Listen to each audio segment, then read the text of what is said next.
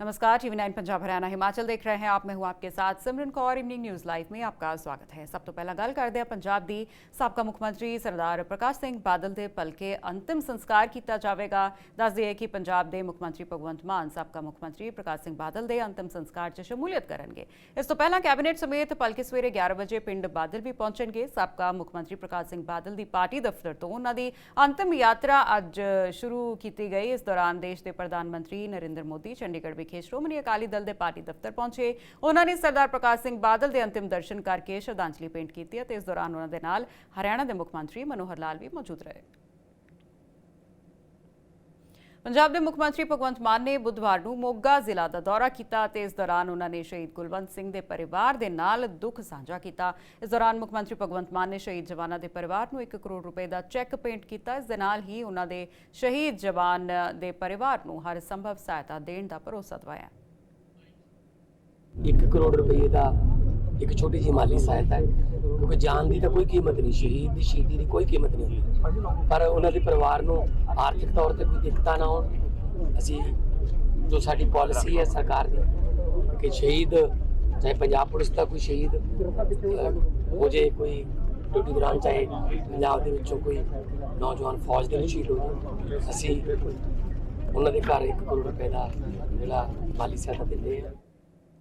पंजाब के मुख्यमंत्री भगवंत मान ने अज ऐलान किया कि इत्थों के सरकारी स्कूल को अपग्रेड करके इसका नाम शहीद लांस नायक कुलवंत सिंह के नाम उत्ते रखा जाएगा, जिन्हों ने देश की एकता ते अखंडता की राखी करते हुए जम्मू कश्मीर विखे शहादत दी सी। मुख्यमंत्री ने उन्होंने जद्दी पिंड विखे खेड मैदान का निर्माण करने का ऐलान भी किया। और एक स्टेडियम, क्योंकि वो खुद स्पोर्ट्स लवर थे, जो भी छुट्टी आते थे तो मुंडिया लैके फिर ग्राउंड चले जाते थे। एक बहुत वधिया स्टेडियम पंचायत जिथे कहूगी वो बनाया जाऊगा। तो एक धर्मशाला दलित परिवार की दलित समाज की वो भी असी रेनोवेट करके बड़े, ताकि कोई दुख सुख के समागम करने ने या कुछ वो बरते जा सके। देश की राजधानी दिल्ली के जंतर मंतर पर भारतीय कुश्ती संघ के अध्यक्ष बृजभूषण शरण सिंह पर केस दर्ज और गिरफ्तारी की मांग को लेकर धरने पर बैठे पहलवानों को 4 दिन हो गए और अब उन्हें लगातार राजनीतिक पार्टियों और किसानों का समर्थन मिल रहा है।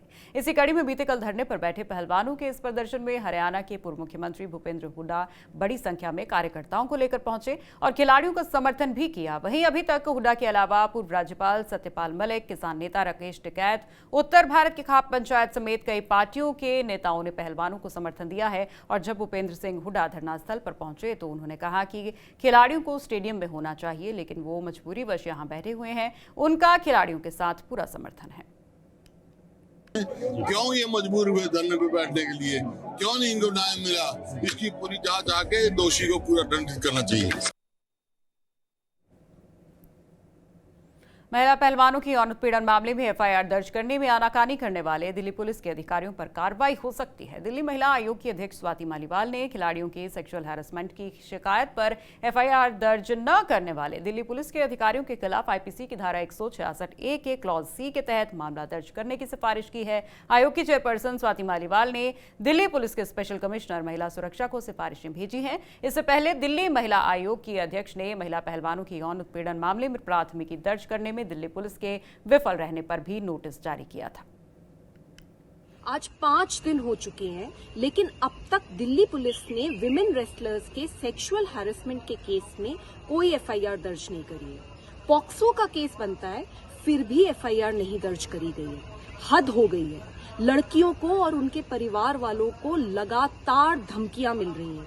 उनकी हमें ईमेल पे ईमेल आ रही है कि किस तरीके से कुछ लोग उनको धमकाने की कोशिश कर रहे हैं, और उन्होंने यहां तक बताया है कि उनको ऐसा लगता है कि दिल्ली पुलिस के ऑफिसर्स ने उनके नाम अक्यूज्ड को लीक कर दिए हैं और तभी उनको धमकियां मिल रही हैं। जिस देश में देश की राजधानी में हर दिन 6 बलात्कार होते हैं, उस देश की राजधानी की पुलिस पूरी तरीके से गुंडागर्दी पे उतर आई है। तो देश का कानून बहुत स्ट्रांग है। मैं दिल्ली पुलिस को याद दिलाना चाहती हूँ कि देश का कानून ये कहता है, सेक्शन 166 1AC ऑफ आईपीसी ये कहता है कि अगर कोई पुलिस वाला लड़की की सेक्सुअल हैरेसमेंट की कंप्लेंट पे एफआईआर दर्ज नहीं करता तो उसके खिलाफ एफआईआर दर्ज होती है। हमने दिल्ली पुलिस के विमेन सेफ्टी कमिश्नर को आज स्ट्रॉन्ग रिकमेंडेशंस दिए हैं कि वो ये आइडेंटिफाई करें कि किन लोगों की वजह से, किन ऑफिसर्स की वजह से ये एफआईआर दर्ज नहीं हुई और उनके ऊपर अगले 48 घंटे में एफआईआर दर्ज करें। दिल्ली पुलिस चाहे कितना भी बृजभूषण जैसे गुंडे को बचा ले, मैं ये उनको साइबर सिटी गुरुग्राम के दिल्ली मुंबई एक्सप्रेसवे के पास गौ तस्करी का एक ताजा मामला सामने आया है। गाय से भरे ट्रक को टोल पर रोकने की कोशिश की गई तो ट्रक ड्राइवर ने आप देखा न ताव हाई स्पीड में ट्रक दौड़ा दिया। गायों से भरे ट्रक का पुलिस, गौरक्षक दल और बजरंग दल वालों ने 20 किलोमीटर तक पीछा किया। इस घटना का सीसीटीवी फुटेज भी सामने आया है। बजरंग दल के सदस्य शैलेंद्र ने कहा कि गुरुग्राम में तस्करी के मामले लगातार बढ़ते जा रहे हैं। पिछले कई दिनों में भी कई ट्रक पकड़े गए। गौरक्षक और बजरंग दल समुदाय के लोगों ने सरकार से अपील करते हुए कहा कि तस्करी से निपटने के लिए सख्त कदम उठाए जाए ताकि गायों को बचाया जा सके। और इस गाड़ी की हमें मुखर खास से सूचना मिली थी कि ये गाड़ी राजीव चौक और सुभाष चौक से होते हुए मेवात जाएगी गौ तस्करी में, जिसको ये पीछे टूल को भी तोड़ के आई है। इसमें हमने 2 तस्करों को काबू किया है और इसमें गौवंश को बुरी तरह से भरा हुआ है, जो कि आजकल इतनी बड़े लेवल पर गौ तस्करी चल रही है। जो दिल्ली मुंबई हाईवे बना है, इस पे से बहुत तस्करी हो रही है। पिछले दिनों में भी कई गाड़ियां पकड़ी गई हैं और पिछले दिनों में गुड़गांव में भी कई गाड़ियां पकड़ी गई हैं।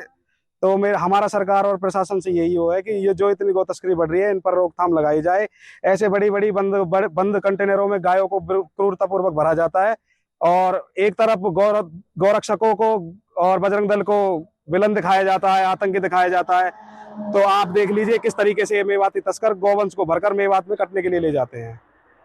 कहाँ से इस गाड़ी का पीछा करने लगे थे और किस तरह पकड़ में आई है? जी, हमने इसका पीछा दिल्ली गुड़गांव बॉर्डर से किया था और ये आपका ये भौंडसी टूल क्रॉस करने के बाद गुड़गांव सोना रोड पर काबू आई है। हरियाणा के मुख्यमंत्री मनोहर लाल खट्टर ने आज पंचकुला में अमृत जल क्रांति के अंतर्गत आयोजित जल संगोष्ठी में भाग लिया। इस अवसर पर उन्होंने अपने संबोधन में कहा कि हमारे पास पानी की मात्रा सीमित है, इसलिए हमें पानी का सही उपयोग करने हेतु भूमि सुधार पर भी काम करना होगा। खट्टर ने आगे कहा कि जैसे हमें पानी विरासत में मिला है, हम आने वाली पीढ़ी को भी पानी विरासत में देकर जाएं, इस बात का ध्यान रखना है और इसके लिए हमें पानी के प्राप्ति से लेकर पानी की खपत, उसका ट्रीटमेंट, रीयूज और पानी का भंडारण और उसका चैनलाइजेशन, इस पर ध्यान देना है। बहुत महत्वपूर्ण विषय के ऊपर आज ये जल संगोष्ठी हो रही है। इसमें स्टेक होल्डर्स तो बहुत हैं,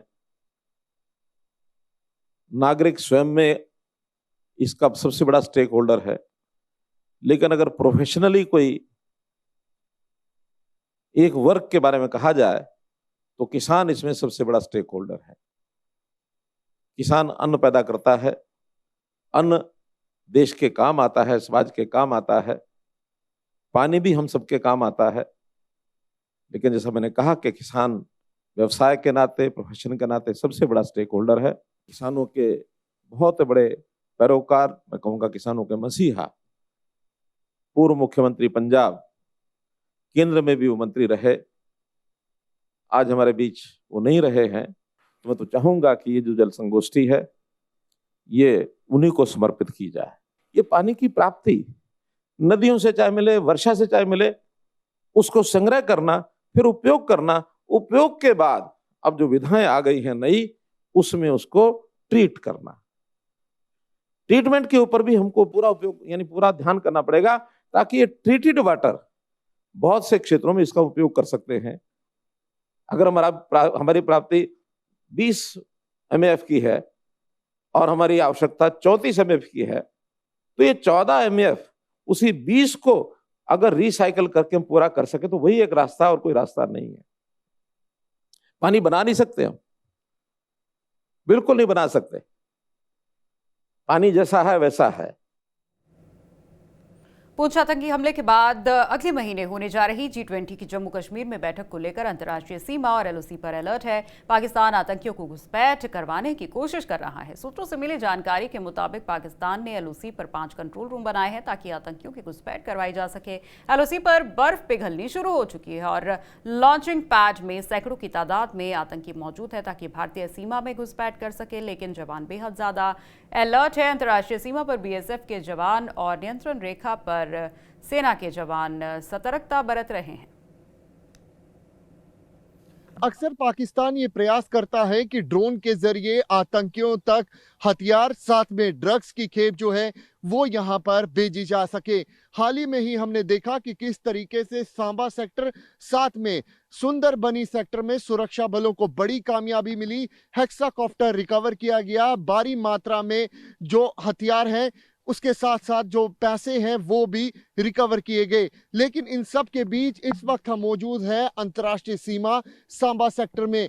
बीएसएफ के विशेष कमांडो यहां पर तैनात है ताकि अगर यहां पर दुश्मन की तरफ से ड्रोन वाली साजिश यहां पर रची जाती है तो उसको निस्तो नाबूद किया जा सके। तस्वीरों में आप देखिए कि जवान किस तरीके से अलर्ट है। अगले महीने G20 की बैठक होने जा रही है। ऐसे में यहाँ पर पूरी तरीके से बॉर्डर पर अलर्ट है क्योंकि आतंकियों की तरफ से ये प्रयास है कि कश्मीर घाटी में जिस तरीके से हथियारों से आतंकी जूझ रहे हैं, ऐसे में ड्रोन के जरिए आतंकियों तक हथियारों की जो खेप है वो इस तरफ भेजी जा सके। लेकिन इन सब के बीच जवानों की तादाद के साथ साथ ड्रोन एक बड़ा चैलेंज खास तौर पे यहाँ अंतर्राष्ट्रीय सीमा पर है। खास तौर पे पंजाब सेक्टर में हमने देखा कि किस तरीके से आए दिन ड्रोन के जरिए हथियार और ड्रग्स भेजने के प्रयास जो है वो आतंकी करते आए हैं। वहीं जम्मू संभाग में ही ड्रोन के जरिए हथियार और ड्रग्स भेजने के प्रयास आए दिन पाकिस्तान की तरफ से किए जाते हैं। ऐसे में बीएसएफ किस तरीके से अलर्ट है, तस्वीरों में आप साफ तौर पे देखिए बीएसएफ के विशेष कमांडो किस तरीके से यहाँ पर पोजीशन लिए हुए हैं ताकि अगर ड्रोन की कोई भी यहाँ पर मूवमेंट दिखती है तो उसको न्यूट्रलाइज किया जा सके। दिल्ली के मुख्यमंत्री अरविंद केजरीवाल के सरकारी आवास के पुनर्निर्माण पर 45 करोड़ रुपए की लागत आने को लेकर बीजेपी के नेता आम आदमी पार्टी पर मंगलवार से लगातार हमला बोल रहे हैं। बुधवार को आप सांसद संजय सिंह ने बीजेपी पर पलटवार किया। उन्होंने कहा कि देश के मुद्दों से, पुलवामा जैसे मुद्दों से ध्यान हटाने के लिए सीएम केजरीवाल के घर पर खर्च के लिए चर्चा की जा रही है। देश के गंभीर मुद्दों से, बड़े मुद्दों से, पुलवामा जैसे मुद्दों से, अडानी के महाघोटाले जैसे मुद्दों से ध्यान हटाने के लिए कल से दिल्ली के मुख्यमंत्री अरविंद केजरीवाल के घर को लेकर चर्चा की जा रही है। पहली बात तो मैं आपको ये बता दूं कि ये घर जो दिल्ली के मुख्यमंत्री का बना था वो 80 साल पुराना 1942 में बना हुआ घर था। दूसरी बात, एक नहीं 3 घटना हुई उस घर के अंदर। एक में मुख्यमंत्री के माता पिता जिस कमरे में रह रहे थे उसकी छत गिर गई। दूसरी घटना में मुख्यमंत्री जिस कमरे में रह रहे थे उसकी छत गिरी। तीसरी घटना में मुख्यमंत्री जहां पर लोगों से मिलते हैं उसकी छत गिर गई। उसके बाद पीडब्ल्यूडी विभाग ने यह सजेस्ट किया कि भाई इस घर को तोड़ के नया घर बनाने की आवश्यकता है और वो घर बनाया गया। 30 करोड़ की लागत से वो घर बनाया गया जिसको लेके कल से चर्चा हो रही है। दिल्ली के लाट साहब एलजी, उनके घर की मरम्मत में, मात्र मरम्मत में, नया घर बनाने की बात मैं नहीं कर रहा हूं, मात्र मरम्मत में 15 करोड़ रुपए खर्च होते हैं। दिल्ली के पूर्व उप मुख्यमंत्री मनीष सिसोदिया की पत्नी अस्पताल में भर्ती है। तबीयत बिगड़ने के बाद उन्हें अपोलो अस्पताल में भर्ती करवाया गया। आम आदमी पार्टी के संयोजक और दिल्ली के मुख्यमंत्री अरविंद केजरीवाल बुधवार को उनसे मिलने अस्पताल पहुंचे। मुलाकात के बाद उन्होंने इस गंभीर बीमारी पर चिंता जताई। अरविंद केजरीवाल ने ट्वीट करके कहा कि अभी सीमा भाभी से मिलकर आ रहा हूं। कल से वो अस्पताल में भर्ती हैं। उन्हें मल्टीपल स्क्लेरोसिस की बीमारी है, बहुत ही गंभीर बीमारी है और उनके अच्छे स्वास्थ्य के लिए भगवान से प्रार्थना करता हूं। तो इवनिंग न्यूज़ लाइव में आज फिलहाल इतना ही। इसी के साथ हमें दीजिए इजाजत। तो अपने राज्य की हर खबर पर नजर बनाए रखने के लिए सब्सक्राइब करें TV9 का डिजिटल नेटवर्क। नमस्कार।